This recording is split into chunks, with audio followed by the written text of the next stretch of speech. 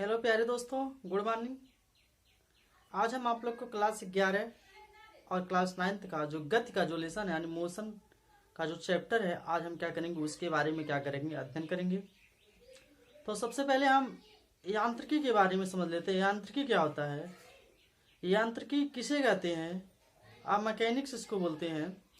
तो भौतिक विज्ञान की वह शाखा जिससे कि जिस शाखा में हम क्या कर सकते हैं, किसी वस्तु के गति का क्या करते हैं, हम अध्ययन करते हैं, उन्हें हम क्या बोलते हैं, यांत्रिकी बोलते हैं। किसी वस्तु के गति का हम क्या करते हैं, अध्ययन करते हैं ऐसे विज्ञान में जिसमें क्या करते हैं, किसी पिंड के गति का क्या करते हैं, हम अध्ययन करते हैं, उसे हम क्या बोलते हैं, यांत्रिकी बोलते हैं। यांत्रिकी मुख्य रूप से 3 भागों में बांटा हुआ है, गति विज्ञान, स्थिति विज्ञान और शुद्ध गतिकी, इन तीनों में बांटा गया है। इनके बारे में हम क्या करेंगे, चर्चा नहीं करेंगे।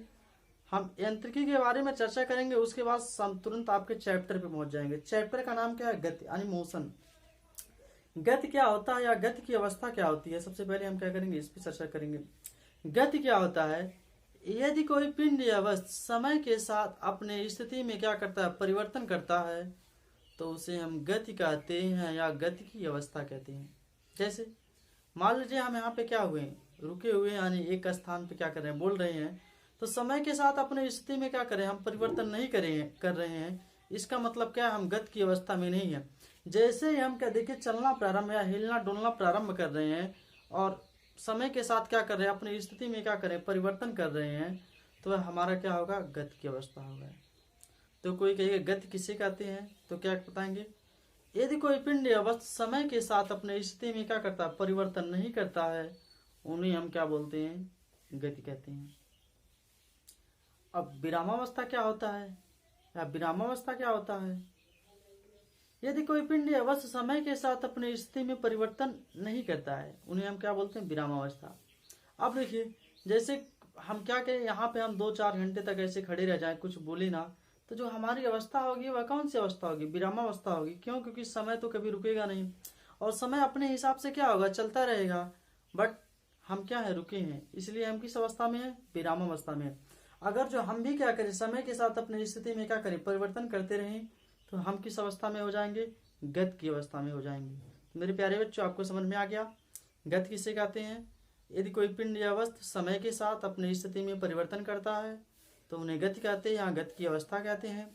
विरामावस्था क्या होता है, यदि कोई पिंड या वस्तु समय के साथ अपनी स्थिति में कोई परिवर्तन नहीं करता है, उन्हें क्या बोलते हैं, हम विरामावस्था। समझ में आ गया। देखिए यहाँ पे लिखा हुआ निर्देश तंत्र। निर्देश तंत्र क्या होता है, निर्देश तंत्र क्या होता है, जो किसी गतिशील पिंड की स्थिति को क्या करता है, पता करता है, वही आपका क्या कहलाता है, निर्देश तंत्र कहलाता है। क्या कहलाता है, निर्देश तंत्र कहलाता है। कोई पूछेगा निर्देश तंत्र क्या होता है, निर्देश तंत्र क्या होता है, किसी पिंड की स्थिति को क्या करता है, पता करता है, वही आपका क्या कहलाता है, निर्देश तंत्र कहलाता है। निर्देश तंत्र एक ऐसा तंत्र है जो क्या करता है, किसी स्थित सदिश के सापेक्ष हम क्या कर सकते हैं, किसी पिंड का क्या कर सकते हैं, गति को हम क्या करते हैं, पता लगाते हैं, वही आपके क्या कहलाता है, निर्देश तंत्र कहलाता है। निर्देश तंत्र मान लीजिए आप, जैसे आप कोई सरल रेखीय गति कर रहा है, कोई घूर्णन गति कर रहा है, कोई दो भूमिय गति कर रहा है, तो इन्हीं सब चीजों का क्या करता है, पता लगाना इसका क्या कार्य है।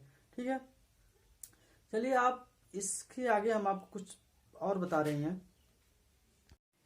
जब आपको पता चल गया निर्देश तंत्र क्या होता है, तो हम क्या करेंगे, निर्देश तंत्र के क्या करेंगे, प्रकार करेंगे।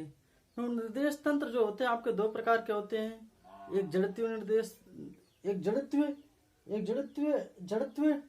तंत्र होते हैं, एक अजड़त्वीय निर्देश तंत्र। तो जड़त्वीय निर्देश तंत्र क्या होते हैं, जो न्यूटन के नियमों का क्या करते हैं, पालन करते हैं, उन्हें जड़त्वीय निर्देश तंत्र कहते हैं। जो न्यूटन के नियमों का पालन नहीं करते हैं, उन्हें हम क्या बोलते हैं, अजड़त्वीय निर्देश तंत्र। देखिए, जड़त्वीय निर्देश तंत्र के अंतर्गत आपका जो एग्जाम्पल्स हो जाएगा, जो पृथ्वी पे स्थित किसी पिंड के बारे में अगर जो हम उसके गति को पता कर रहे हैं, तो आपका जड़त्वीय हो जाएगा। अजड़त्वीय निर्देश तंत्र क्या हो जाएगा, जैसे सूर्य के बारे में, ग्रहों के बारे में अगर जो हम पता लगाएंगे, ये आपका क्या होगा, अजड़त्वीय निर्देश तंत्र। समझ में आ गया, जड़त्वीय निर्देश तंत्र, अजड़त्वीय निर्देश तंत्र। जो न्यूटन के नियमों को पालन करता है उन्हें जड़त्वीय बोलेंगे, जो न्यूटन के नियमों का पालन नहीं करता है उन्हें हम क्या बोलेंगे, अजड़त्वीय निर्देश तंत्र। समझ में आ गया। आपको विरामावस्था और गति अवस्था बता दिया गया है। तो गति अवस्था देख लीजिए कौन कौन से गति अवस्था होते हैं, पहले इसके बारे में आप चर्चा कर लीजिए। सरलेखीय गति होता है आपका, वृत्तीय गति तथा घूर्णन गति होता है, दोलन तथा कंपन गति होता है, एक विमीय गति, दो विमीय गति, त्रिविमीय गति। तो आपका एक विमीय, दो विमीय, त्रिविमीय और सरलरेखीय गति और एक विमीय गति सेम टू सेम एक ही तरीके से, हम दोनों को दो तरीके से आपको बताने की कोशिश करेंगे। सरलरेखीय गति क्या होता है, यदि कोई पिंड या वस्तु क्या होता है कि एक सरल रेखा में गति करता है, उन्हें हम क्या बोलते हैं, सरल रेखीय गति। क्या बोलते हैं, सरल रेखीय। मतलब यदि कोई पिंड या वस्तु क्या होती है, एक सरल रेखा में गति करता है, उन्हें हम क्या बोलते हैं, एक सरल रेखीय गति। जैसे ट्रेन की पटरी पे ट्रेन चलता है तो एक सीधी गति में गति करता है, सरल रेखीय गति करता है, स्थानांतरणीय गति करता है। तो इस प्रकार के गति को हम क्या बोलते हैं, सरल रेखीय गति। समझ में आ गया। एग्जाम्पल्स, वृत्तीय गति तथा घूर्णन गति। वृत्तीय गति क्या होता है, यदि कोई पिंड या वस्तु किसी वृत्ताकार मार्ग पे गति कर रहा है तो ऐसे गति को हम क्या बोलेंगे, वृत्तीय गति। जैसे मौत के कुआं का गति। कुएं पे मौत का कुआं आप देखेंगे, कुएं के चारों तरफ इस तरीके से गोल पार्ट्स लगा होता है, उसमें बहुत सारे, उसमें लकड़ी बात करके बना दिया जाता है और उसके अंदर क्या होते हैं, बाइक्स कार्स क्या होते चलाते हैं। तो इस प्रकार के गति के क्या बोलते हैं, वृत्तीय गति। या ऐसे कह सकते हैं, आप कुएं के जगत देखें, उस पे अगर जो एक तरीके से आप गति कर रहे हैं तो उसको हम क्या बोलेंगे, वृत्तीय गति बोलेंगे। या ऐसे कह सकते हैं, कोई बालक साइकिल को घुमा रहा है किसी गोले के अंतर्गत, तो ऐसे उसको हम क्या बोलेंगे, एक वृत्तीय गति। या घूर्णन गति क्या होता है, यदि कोई पिंड या वस्तु किसी अक्ष के परितः क्या कर रहा है, वृत्तीय गति कर रहा है। मान लीजिए क्या है, कोई अक्ष है और इसके चारों ओर इस तरीके से क्या कर रहा है, गति कर रहा है, तो उसको गति को बोलते हैं, क्या बोलते हैं, घूर्णन गति बोलते हैं। क्या बोलते हैं, घूर्णन गति। जैसे आप लोग जब छोटे थे तो एक क्या करते थे, एक पेड़ आता था, उसको पकड़ करके उसके चारों तरफ क्या करते थे, गति करते थे। तो उस तरीके को गति को क्या बोलते हैं, घूर्णन गति बोलते हैं। या ऐसे कह सकते हैं कि मान लीजिए एक छोटा सा बच्चा है और आपके हाथ को पकड़ा हुआ है और आपको हाथ को पकड़ करके वो चारों तरफ क्या कर रहा है, गति कर रहा है। और मान लीजिए आप तो घूम रहे हैं, मान लीजिए आप घूम नहीं रहे हैं, आप क्या है, स्थिर हैं। तो इस प्रकार के गति को हम क्या बोलते हैं, घूर्णन गति। समझ में आ गया। उसके बाद आपका क्या है, दोलन गति या कंपन गति। दोलन गति क्या होता है, यदि कोई पिंड या वस्तु क्या होता है, किसी बिंदु से इधर उधर या ऊपर नीचे गति करता है, तो उन्हें हम क्या बोलते हैं, दोलन। क्या बोलते हैं, दोलन गति। क्या बोलते हैं, दोलन। यदि कोई पिंड या वस्तु क्या होते हैं, किसी बिंदु से क्या होते हैं, इधर उधर ऊपर नीचे क्या करते हैं, गति करते हैं, तो ऐसे गति को हम क्या बोलते हैं, दोलन गति। कंपन गति क्या होता है, यदि कोई पिंड या वस्तु क्या होता है, साम्यावस्था से अधिकतम विस्थापन से इधर उधर क्या होता है, गति करता है, तो ऐसे गति को हम क्या बोलते हैं, कंपन गति। घड़ी का जो पेंडुलम होता है वह आप देखते होंगे, वह कंपन करता है, तो उस तरीके का गति क्या होता है, कंपन गति होता है। मान लीजिए इस तरीके से लगा हुआ घड़ी है, तो इधर इधर इधर इधर ऊपर नीचे तो थोड़ी ना गति करता है, तो इसलिए इस गति को हम क्या बोलते हैं, दोलन गति बोलते हैं। घड़ी सबके यहाँ होगा, घड़ी का पेंडुलम देख लीजिएगा, उसमें जो आपका गति होता है उस गति को हम कंपन गति बोलते हैं। ठीक। उसके बाद क्या होता है, एक विमीय गति। क्या होता है, एक विमीय गति। यदि कोई पिंड या वस्तु क्या होता है, एक सीधी रेखा में गति करता है, एक ही दिशा में गति करता है, तो उस गति को हम क्या बोलेंगे, एक विमीय गति। देख लीजिए, मान लीजिए इसी दिशा में क्या कर रहा है, कोई पिंड या वस्तु यहाँ से चल रहा है, इधर भी चल सकता है, इधर भी चल सकता है, तो इस तरीके के गति को हम क्या बोलेंगे, एक विमीय गति।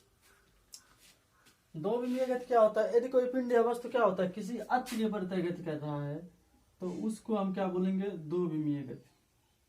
क्या बोलेंगे, दो विमीय गति। क्या बोलेंगे हम, दो विमीय गति। यदि कोई पिंड या वस्तु क्या होता है, किसी अक्ष के परितः अगर जो क्या कर रहा है, गति कर रहा है, तो उसको हम क्या बोलेंगे, दो विमीय गति। मान लीजिए ये आपका क्या व्हाइट बोर्ड है, इस पे अगर जो कोई भी व्यक्ति या गति करेगा तो वह दो अक्ष पे करेगा, तो एक्स अक्ष पे करेगा, तो वाई अक्ष पे करेगा। अगर जो हम पृथ्वी पर गति कर रहे हैं तो हम दो पे गति करेंगे, तो एक्स अक्ष पे गति करेंगे, तो वाई। मान लीजिए तो हम यहाँ इधर जाएंगे, तो ऊपर जाएंगे, तो हम क्या करेंगे, इन्हीं दो अक्षों पे गति। अरे नीचे जाएंगे तो भाई आपका नीचे पॉजिटिव होता है, आप लोग देखते होंगे इस तरीके से होता है, इधर पॉजिटिव होता है, इधर एक्स नेगेटिव होता है, इधर वाई नेगेटिव होता है, इधर वाई क्या होता है, पॉजिटिव होता है। तो इस तरीके से आपका क्या हो जाएगा, दो विमीय गति हो जाएगा। यदि कोई पिंड या वस्तु क्या होता है, एक्स और वाई दोनों अक्षों पे गति करता है, तो उसको हम क्या बोलेंगे, दो विमीय गति। उसके बाद आपका क्या है, त्रिविमीय गति। क्या होता है, यदि कोई पिंड या वस्तु क्या होता है, एक्स अक्ष, वाई अक्ष, जेड अक्ष तीनों बिंदुओं पर क्या करता है, गति करता है, तो ऐसे गति को हम क्या बोलते हैं, त्रिविमीय गति। मान लीजिए आप घन देखे होंगे, ईटा देखे होंगे, ईटे में एक्स अक्ष होता है, वाई अक्ष होता है और जेड अक्ष तीनों होता है, क्योंकि उसमें लंबाई, चौड़ाई और ऊंचाई तीनों होती है। उस पे अगर जो कोई कीड़ा हुआ बैठा हुआ तो वह तीनों अक्षों पे गति कर सकता है। ठीक, या तो ऐसे कह सकते हैं कोई भी चिड़िया आसमान में उड़ रही है तो वह भी क्या कर सकती है, वह तीनों अक्षों के तहत क्या कर सकती है, गति कर सकती है, एक्स अक्ष, वाई अक्ष, जेड अक्ष। अगर जो आपको ये भी नहीं पता है तो आप लोग अपने घर के कॉर्नर को देख लीजिए। कॉर्नर को एक को एक्स अक्ष मान लीजिए, इधर वाले को वाई अक्ष, और जो नीचे है उसको हम क्या मान लें, जेड अक्ष मान लें, तो भी आपको समझ में आ जाएगा ये कौन सा गति है, त्रिविमीय गति है। यदि कोई पिंड या वस्तु तीनों दिशाओं में गति करता है तो उस गति को हम क्या बोलेंगे, त्रिविमीय गति बोलेंगे। ठीक है, इसके बाद हम आप लोग को सदिश और अदिश के बारे में बताएंगे। सदिश क्या होता है, अदिश क्या होता है। सबसे पहले ये देखिए, सदिश राशियां, अदिश राशियां, सदिश, अदिश, सदिश, अदिश, अदिश राशियां और सदिश राशियां, और सदिश राशियां।